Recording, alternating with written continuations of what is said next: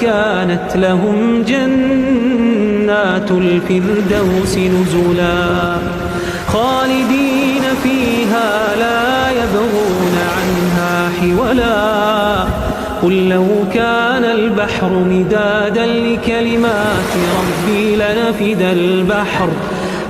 البحر قبل أن تنفد كلمات ربي ولو جئنا بمثله مددا. Assalamualaikum warahmatullahi wabarakatuh.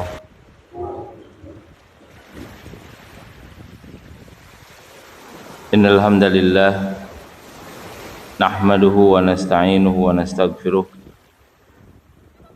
na'udzu billahi min sururi anfusina wa min sayyiati a'malina may yahdihillahu fala mudilla lahu wa may yudlil fala hadiyalah. Asyhadu an la ilaha illallah wahdahu la syarikalah wa asyhadu anna Muhammadan abduhu wa rasuluh alladzi la nabiyya ba'dah. Asyhadu an la ilaha illallah wahdahu la syarikalah asyhadu anna Muhammadan abduhu wa rasuluh alladzi la nabiyya ba'dah. Qala Allah ta'ala fi kitabil karim a'udzu billahi minasy syaithanir rajim ya ayyuhalladzina amanu taqullaha haqqa tuqatih wa la tamutunna illa wa antum muslimun.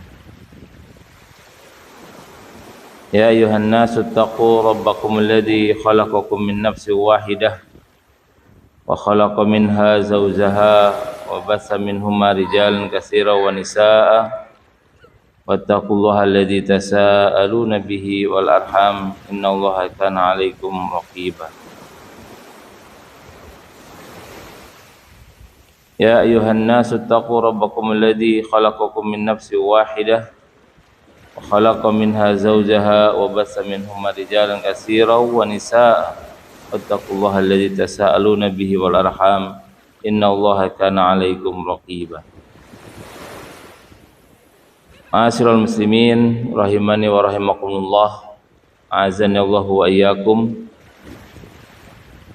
Alhamdulillah, dengan izin Allah Subhanahu wa taala kita kembali menjalankan perintah Allah, kembali melaksanakan kewajiban kita sebagai hamba Allah yang telah Allah berikan kepada kita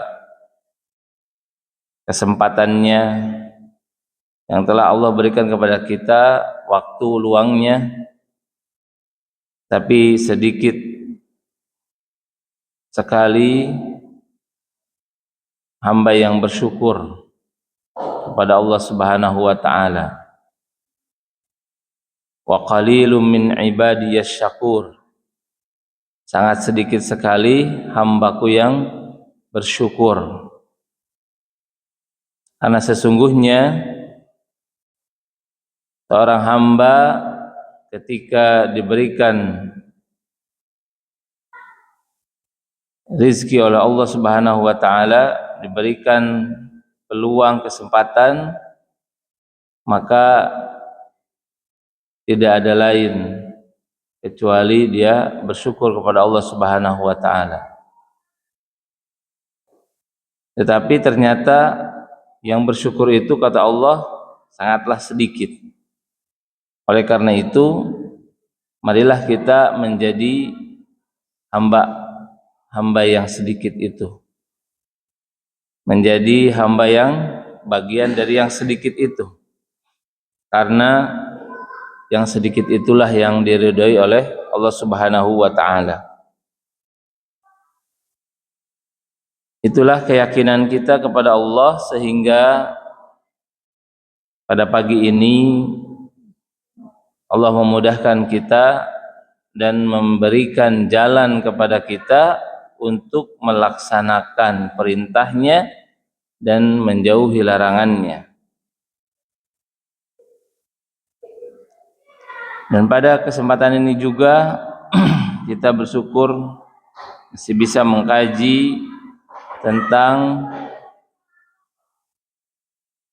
bagaimana kita beribadah kepada Allah, menjalankan agama yang benar, agama yang diridhai oleh Allah Subhanahu wa taala, yang tentunya kita tidak ingin agama kita, apa yang kita yakini justru tidak diridhai oleh Allah Subhanahu wa taala.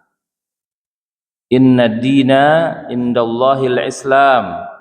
Sesungguhnya ya agama yang diridhai oleh Allah Subhanahu wa taala adalah agama Islam. Kita berbangga sebagai muslim, apalagi kajian kita khususkan setiap hari Ahad ini, yang utamanya di awal atau di Ahad yang pertama dengan cara mempelajari tauhid, mempelajari akidah. Maka ketauhidan dan yang kita yakini ini atau akidah yang kita yakini ini itu harus benar-benar sesuai dengan prinsip-prinsip agama kita yang mulia, agama yang Allah Subhanahu wa taala ridhoi. Kebanggaan kita kepada Islam bukan hanya sekedar menjalankan rutinitas kita sehari-hari, tetapi kita harus memiliki keyakinan yang benar bahwa Allah Subhanahu wa taala tidak hanya memberikan kehidupan kepada kita, diciptakannya kita hanya sekedar hidup di dunia, setelah dilahirkan lalu dimatikan dan begitu saja. Tidak. Justru Allah Subhanahu wa taala menciptakan kita, dan ketika kita dilahirkan kita dituntut oleh Allah. Bahkan Allah menyampaikan kepada kita, tidaklah aku ciptakan kalian sia-sia. Jadi kita lahir ke dunia, lahir untuk mendapatkan sesuatu. Lahir karena pilihan kita, lahir karena Allah Subhanahu wa taala memilih kita untuk menjalankan ibadah, menjalankan kehidupan di dunia, dan siap-siap menerima berbagai macam hal-hal yang terjadi di dunia ini. Maka Allah tidak ingin kita mengalami hal-hal yang salah. Di dunia ini ada aturannya. Di dunia ini ada dasar-dasar yang bisa menjalankan kehidupan kita dengan baik. Itulah prinsip-prinsip dasar yang ketika kita lahir ke dunia kita memiliki dan mencari ilmu tentangnya. Maka perlulah kita belajar tentang akidah ini. Perlulah kita belajar tentang keyakinan ini. Kita sudah lewati bahwa dasar-dasar tentang Islam ini, diantaranya Islam itu juga agama fitrah, agama yang sesuai dan tidak bertentangan dengan akal manusia. Begitu juga Islam bersesuaian dengan kehidupan manusia dan lingkungannya. Fitrah manusia, fitrah lingkungan, fitrah alam, ini yang menjadi parameter agama Islam. prinsip dasar yang jelas-jelas bahwa Islam menjadikan manusia ini dan lingkungannya sangat serasi. Makanya Allah Subhanahu wa taala menyampaikan dengan berbagai macam literasi ayat-ayatnya. Inna fi khalqis samawati wal ardi wa ikhtilafil laili wan nahari la ayatil liulil albab. Perhatikan, sesungguhnya penciptaan langit, penciptaan bumi, bergantinya malam dan siang, siang menjadi malam, itu tanda-tanda bagi orang-orang yang berakal. Jadi kita dituntut oleh Allah Subhanahu wa taala, diciptakannya kita, diberikan akal pikiran oleh Allah Subhanahu wa taala untuk apa? Untuk berakal, memikirkan, tafakur, tadabbur. Ya, kalau kita nyebutnya, kalau kepada alam tafakur apa tadabbur? Salah, Pak. Tafakur. Kalau ke alam itu tafakur, bukan tadabbur. Kadang kan kita mah ada acara namanya tadabbur alam. Padahal dalam Al-Quran ayatnya jelas, afala yatadabbarunal Quran. Apakah kalian tidak tadabbur Al-Quran? Tuh. Jadi yang disuruh apa? Al-Quran yang ditadabburi. Ya. Kalau kepada alam apa? Alladzina yadhkurunallaha qiyaman wa qu'udan wa ala junubihim. Lihat, dalam Al-Quran surat Ali Imran disebutkan orang-orang yang berakal tadi, yang paham tentang dirinya dan penciptaannya, bagaimana Allah meyakinkan kita dengan keadaan bumi, langit diciptakan ini. Allah memberikan akal kepada kita, orang-orang manusia pada umumnya diberikan akal kepada kita, akal pikiran, ulil albab disebutnya juga. Jadi akal itu banyak istilahnya. Ada al-aqlu, akal. Ada al-qalbu, hati. Orang yang diberikan qalbun, hati. Bahkan hati yang berpikir disebutnya lub. Jadi akal tuh berpikir secara rasional. Tetapi hati yang berpikir itulah lub. Lub itu kalau bahasa Al-Qur'annya atau bahasa jamaknya namanya albab. Jadi lubbun itu sanubari, atau dalam artian di sini adalah akal. Akal, tapi ini di sini akalnya. Kalau ini al-aqlu dalam arti apa? Pikiran. Tapi kalau lub itu adalah akalnya qalbun. Makanya ketika berpikir tentang penciptaan, karena kita tidak bisa mengenal Allah kecuali dengan penciptaannya, ciptaannya. Makanya disebutkan orang yang memiliki hati, orang yang memiliki akal, ulil albab disebutnya, itu pertama dia harus alladzina yadhkurunallaha, dia mengingat Allah, dia beribadah kepada Allah dengan cara mengingat Allah apa? Qiyaman, berdiri. Mau berdiri, kita sholat pertama harus berdiri. Beribadah dalam keadaan qiyaman, berdiri.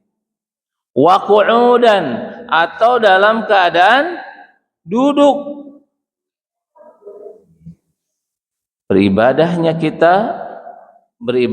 orang yang memiliki akal tidak bisa hanya mengandalkan kalaupun kita harus berdiri dan tidak bisa berdiri, qu'ud, duduk. Wa ala junubihim, bahkan kalau nggak bisa duduk, wa ala junubihim, dia beribadah dalam keadaan berbaring sekalipun. Ini sangat luar biasa korelasinya. Kita beribadah mau dalam keadaan berdiri, tidak bisa berdiri berarti duduk, tidak bisa duduk berarti berbaring.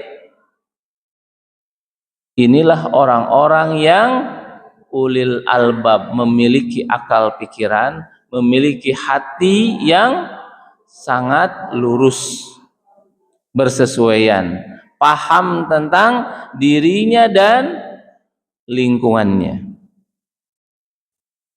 Belum saya korelasikan dengan lingkungan yang sekarang, ya, nanti terakhir aja itu, kita belajar ini dulu.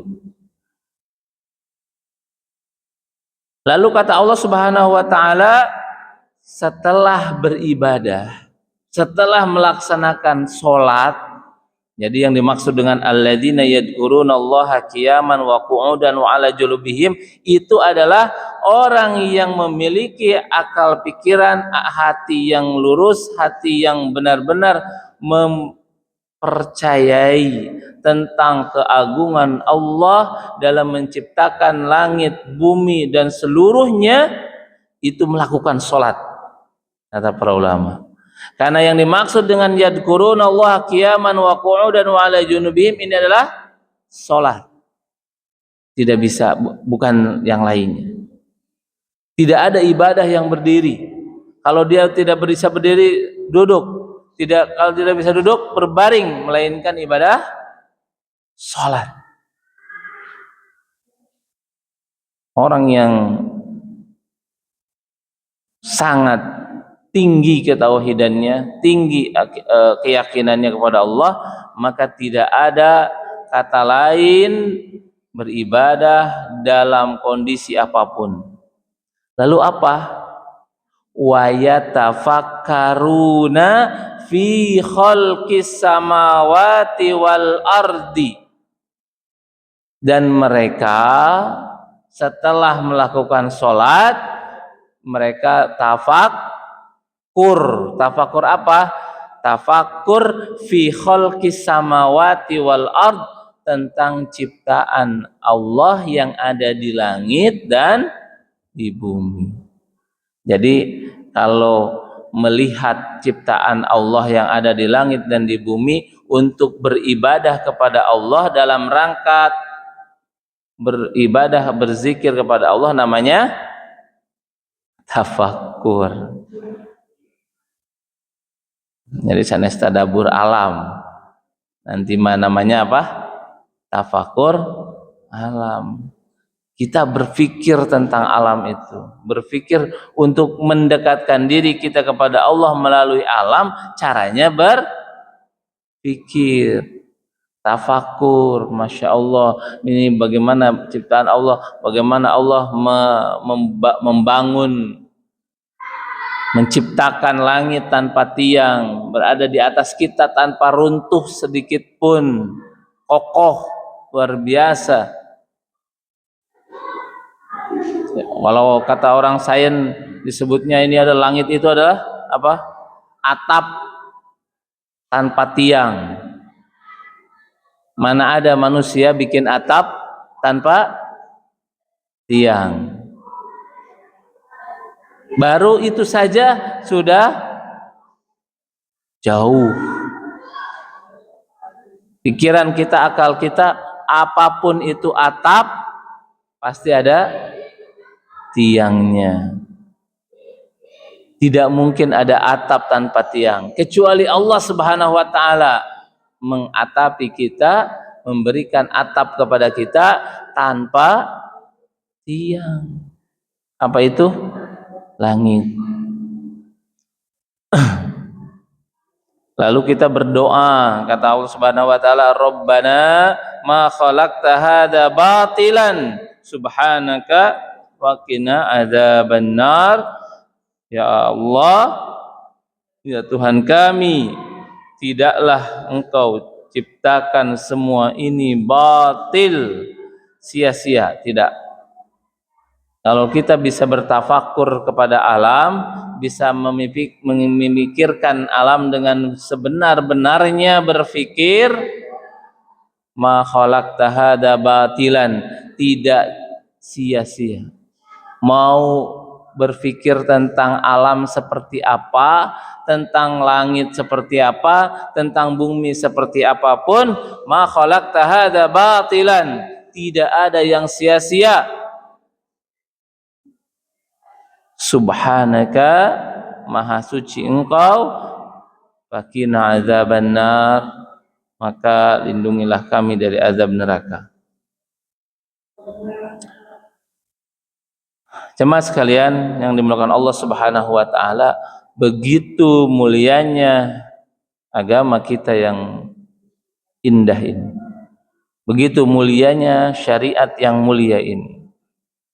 Bagaimana menggabungkan antara akal, antara pikiran, antara hati dengan alam sekitar. Ya. Bagaimana Allah Subhanahu wa taala memberikan kepada kita tuntunan-tuntunan tentang alam ini. Bagaimana Islam mengatur tentang pikiran kita dan alam ini bersatu. Kita harus berpikir tentang alam benar-benar. Ini prinsip dasar, baru prinsip dasarnya saja. Ketika prinsip dasar ini diotak-atik, dihilangkan, atau bahkan tidak diindahkan, maka dzaharul fasadu, akan nampak kerusakan. Kalau sudah nampak kerusakan, apa artinya? Tidak keseimbangan antara syariat, antara ciptaan Allah, antara bumi, langit, dan manusia tidak seimbang. Ketika tidak seimbang, maka yang terjadi dzaharul fasad, kerusakan terjadi. Apakah musibah yang terjadi di kita atau yang menimpa saudara-saudara kita itu berkaitan erat dengan ketauhidan? Ya. Berkaitan erat dengan akidah kita? Betul. Karena prinsip kaum muslimin, ketika kita beriman kepada Allah Subhanahu wa taala, maka kita harus benar-benar memelihara keadaan bumi, langit, kita, keadaan semuanya kita harus berpikir dan menyesuaikan dengan alam. Bagaimana Allah Subhanahu wa taala menjadikan kita, disebutkan semua musibah, wa ma asaba min musibatin bima kasabat aydikum, semua musibah yang terjadi, ya, yang menimpa manusia, bima kasabat aydikum, itu karena ulah tangan-tangan kalian sendiri.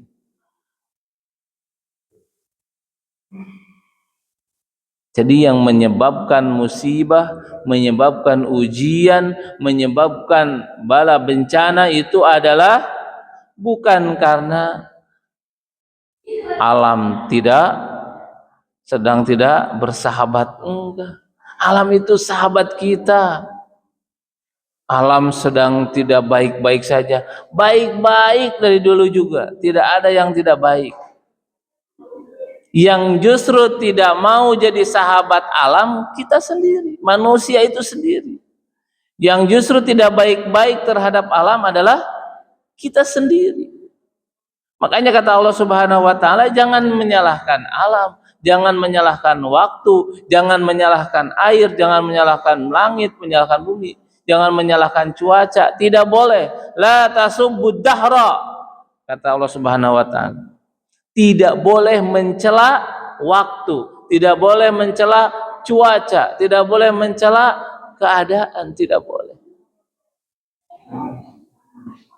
Fa inni dahra, kata Allah Subhanahu wa taala, sesungguhnya aku adalah waktu.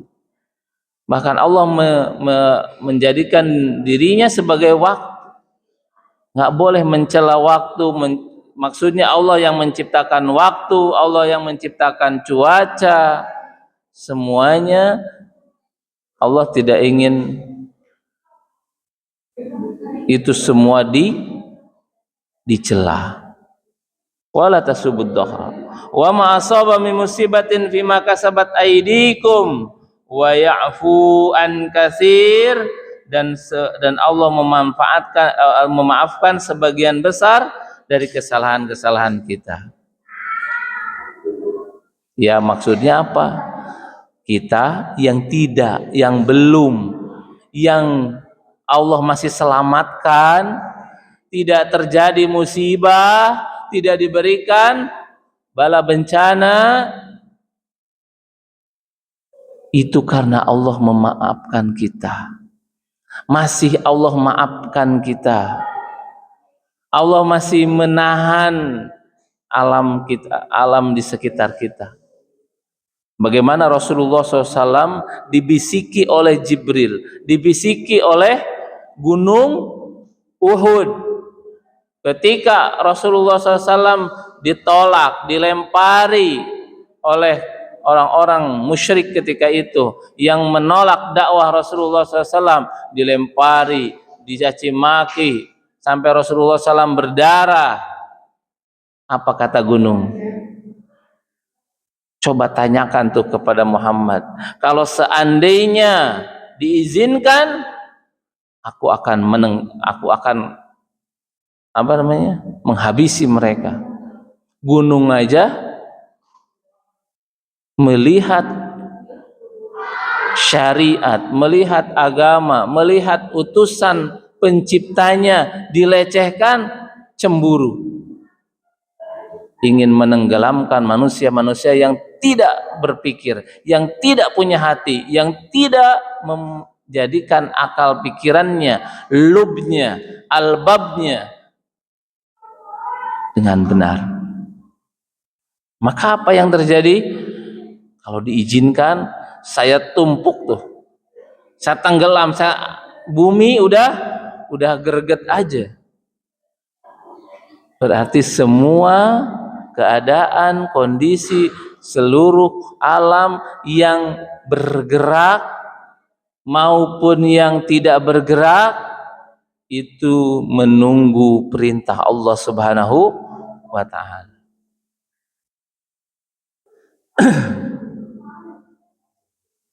Oleh karena itu, kita semua berdoa kepada Allah Subhanahu wa ta'ala, minta perlindungan kepada Allah Subhanahu wa ta'ala. Jangan sampai musibah yang terjadi di luaran sana, bukan berarti kita aman di sini. Bisa jadi Allah masih melihat hati-hati kaum muslimin, hati-hati manusia yang ada di sekitar kita, masih Allah maafkan, masih bisa ditoleransi, masih menghargai, masih bisa berpikir tentang Allah Subhanahu wa taala. Mungkin tangan-tangan manusia di sini masih bisa dimaafkan oleh Allah Subhanahu wa taala. Sehingga alam di sekitar kita masih Allah tahan, tidak memberikan musibah. Alam yang begitu besar, tapi kan kemarin saja, nggak usah jauh-jauh. Mungkin kita berdoa kepada Allah mudah-mudahan yang diberikan musibah sekarang, ya, yang kita tahu di pulau lain, di Pulau Sumatera, di Aceh, di Sumatera Utara, di Sumatera Barat, di Padang dan sebagainya, itu apa? Kena musibah. Kita saja di sini, ya, Masya Allah. Kemarin saya melihat ada berita apa di Subang, hujan apa tuh? Hujan es. Hujan esnya biasa kita hujan apa? Air. Airnya juga sedikit-sedikit, setitik-setitik. Di sana esnya gede-gede lagi. Karena kita aja sakit. Belum lagi saya ada mendengar itu ada hujan di daerah mana itu ada hujan debu, hujan pasir. Aneh lagi juga. Subhanallah. Anginnya, cuacanya mau menguji kita. Sedikit-sedikit. Marilah kita kembali kepada Allah Subhanahu wa taala. Karena dengan musibah akan mendidik jiwa kita. Dengan musibah akan mensucikan diri kita dari dosa. Kata Rasulullah SAW dalam riwayat Imam Bukhari, ma yusibul muslim min nasabin wala wasabin wala hammin wala haznin wala adan wala ghammin hatta syaukati yusakuha illa kafarallahu biha min khatayahu. Kalau seandainya kaum muslimin yang terkena musibahnya penyakit, kesedihan, bahaya yang menimpa, bahkan hatta syaukah, kalau ada duri saja yang menyakiti kita, yang kakoet, kacolok, katusuk, terkena diri kita, sakit nggak kena duri Pak? Sakit, walaupun kecil. Musibah yang besar justru malah kita nggak tahu. Bahkan kata Rasulullah SAW, walaupun seorang muslim itu terkena syaukah, duri yang kecil yang nusuk ke dalam tubuh kita, dan kita merasakan sakitnya, ya sakitnya sedikit gitu rasanya, melainkan itu merupakan kafarallahu biha min khotoyahu, rasa sakit, rasa sedih, rasa gundah gulana yang Allah berikan kepada kita itu bentuk dari kifarat dosa. Masya Allah. Jadi walaupun ya ini ujian, rasa sakit ini kita harus sadar bahwa Allah sedang mengkifarat dosa kita, menghapus kifarat itu ya. Bisi hafal ya. Kifarat itu maksudnya apa? Menghapus. Kafarallahu min khotoyahu, Allah menghapus dosa kita.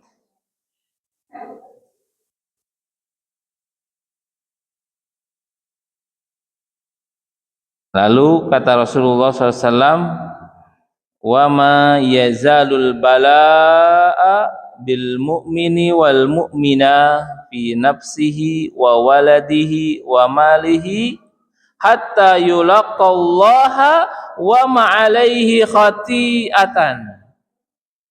Masya Allah. Kalau ada cobaan yang senantiasa menimpa seorang mukmin, apakah itu mukmin laki-laki maupun mukmin perempuan, min nafsihi, cobaannya itu terjadi pada dirinya. Wa waladihi, cobaan itu terjadi pada anak keturunannya.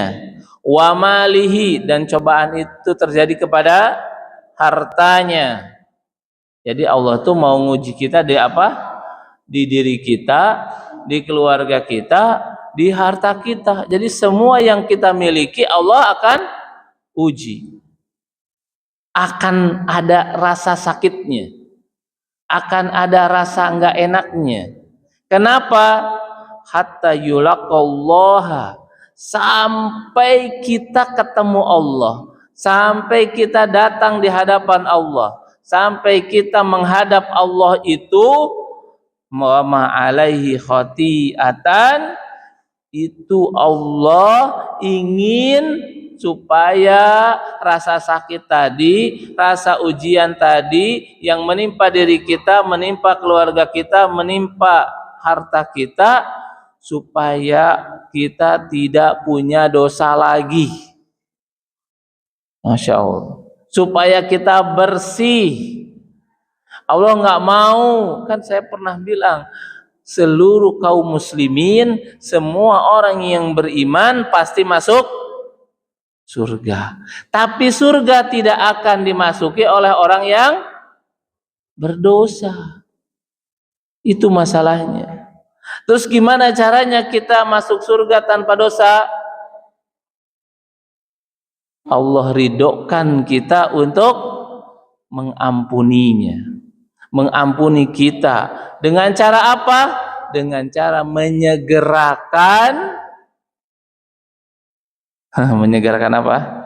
Siksanya, menyegerakan hukumannya. Daripada di akhirat kamu itu, saya nggak mau kamu masuk neraka, saya inginkan kamu masuk surga. Nggak mau Allah ingin kepada kita, kepada kaum muslimin itu dimasukin, dibersihkannya, nggak mau di neraka tuh jangan. Kalau Allah tidak mau seperti itu kepada kita, maka Allah segerakan di dunia, walaupun kadang hati kita yang tidak terima.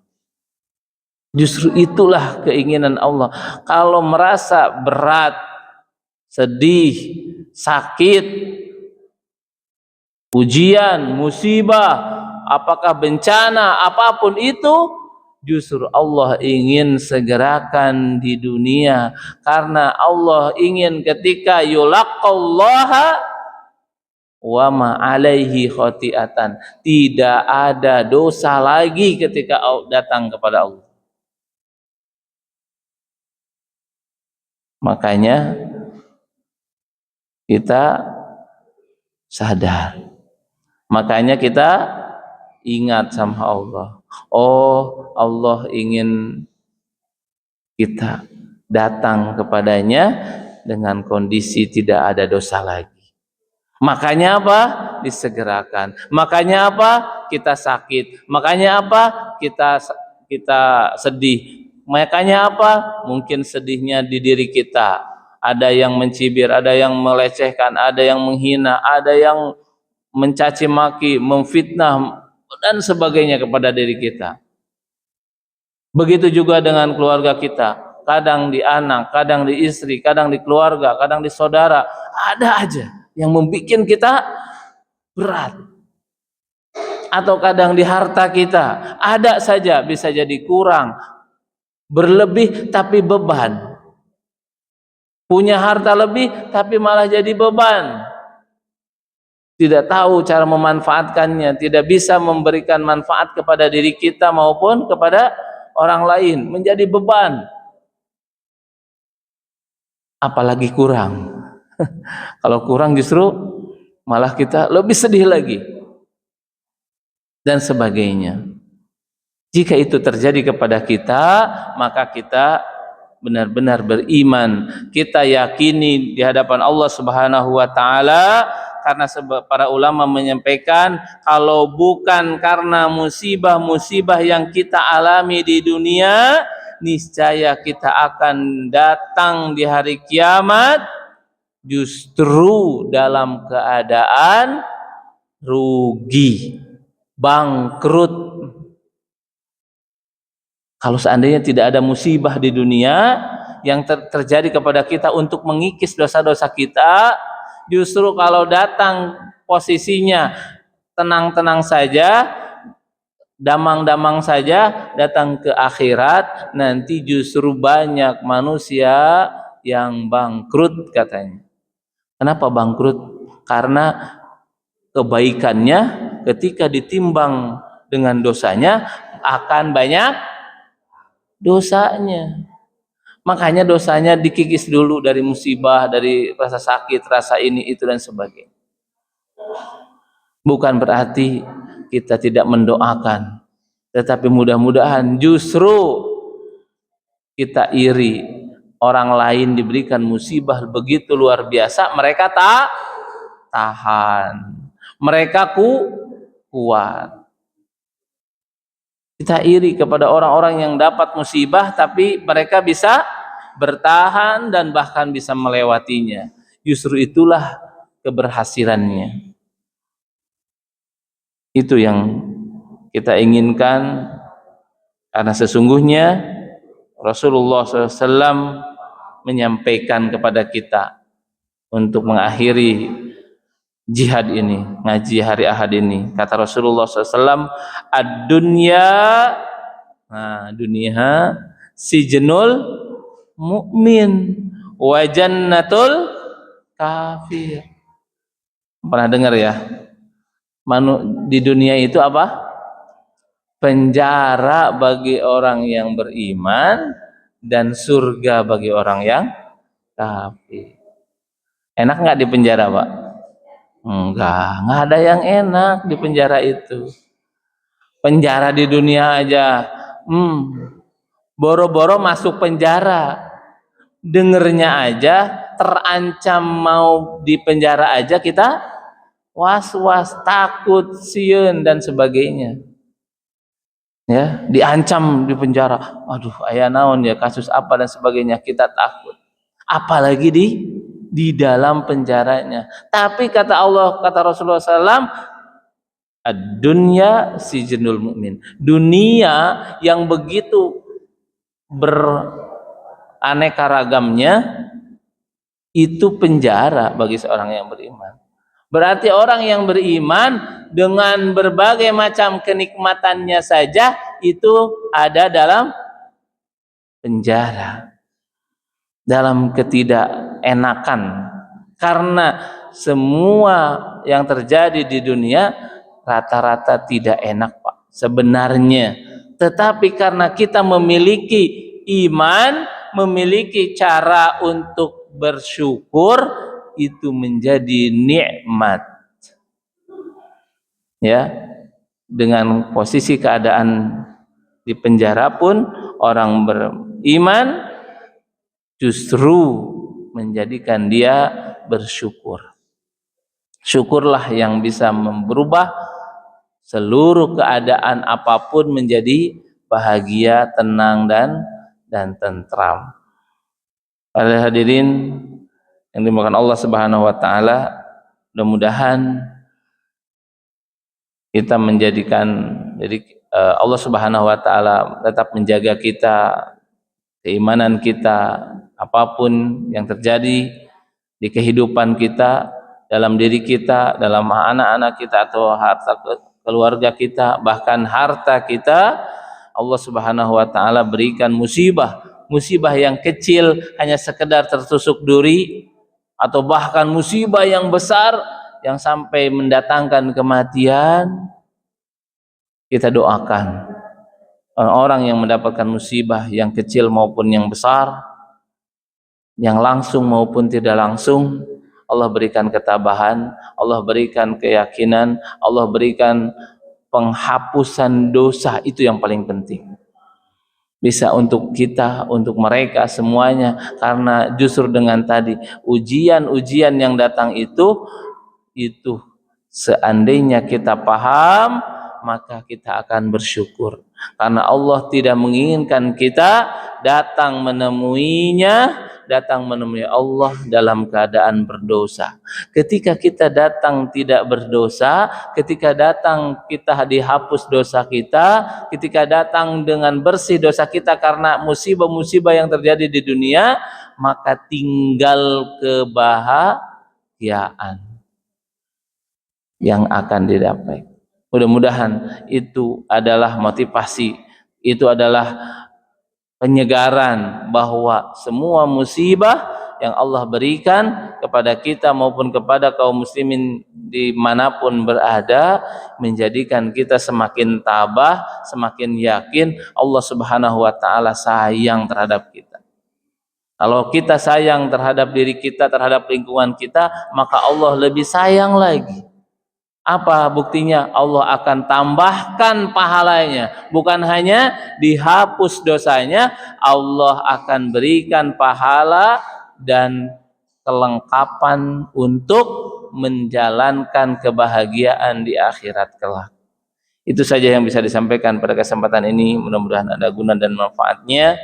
Kita akhiri dengan kifaratul majlis.